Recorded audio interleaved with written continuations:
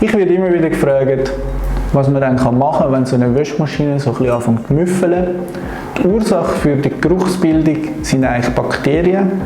So eine Waschmaschine ist eigentlich der ideale Nährboden für Bakterien. Einerseits haben wir immer Feuchtigkeit drin, es ist relativ warm in dieser Maschine und Bakterien haben auch genug Nahrung. Gerade das Waschen mit tiefen Temperaturen fördert die Bakterienbildung sehr, weil die meisten Bakterien erst ab etwa 60 Grad abgetötet werden. Ich zeige dir jetzt mal einen kleinen Trick, den mir ein Techniker von der V-Zuge mal gezeigt hat, wie du ganz einfach und günstig deine Waschmaschine wieder reinigen kannst. In der Maschine hat es immer ein bisschen Restwasser und das ist genau der Punkt, wo sich dann auch die Bakterien bilden können. Wenn du also mal längere Zeit ins Ausland gehst, dann macht es durchaus Sinn, dass die Person, die deine Wohnung hütet, vielleicht auch die Waschmaschine ab und zu mal laufen lässt. Dann hier nicht gerade den Filter aufs Mal rausschrauben, sondern ganz langsam das Wasser rauslassen. Wir haben unten dran so eine Auffangschale, wo eigentlich das ganze Wasser reinpasst. Die Auffangschale können wir jetzt mal ausleeren.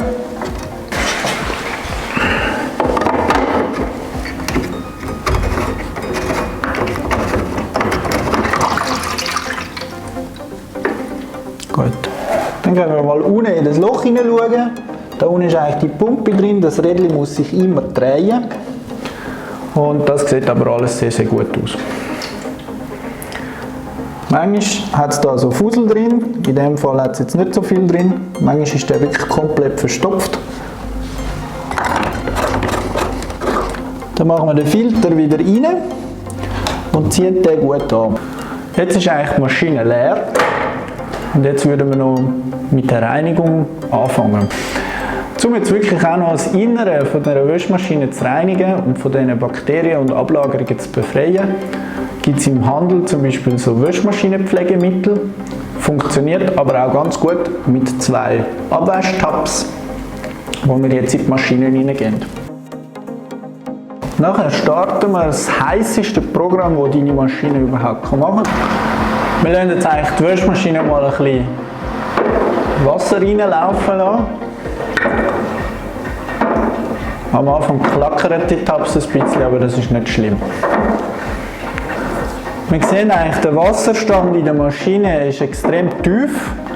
Und damit wir auch an die Ecken herankommen, wo sonst kein Wasser rankommt, tun wir jetzt den Wasserstand von dieser Maschine noch ein bisschen erhöhen. Dann geben wir jetzt eigentlich über die Schublade zusätzlich Wasser hinzu, bis etwa unterkant vom Glas.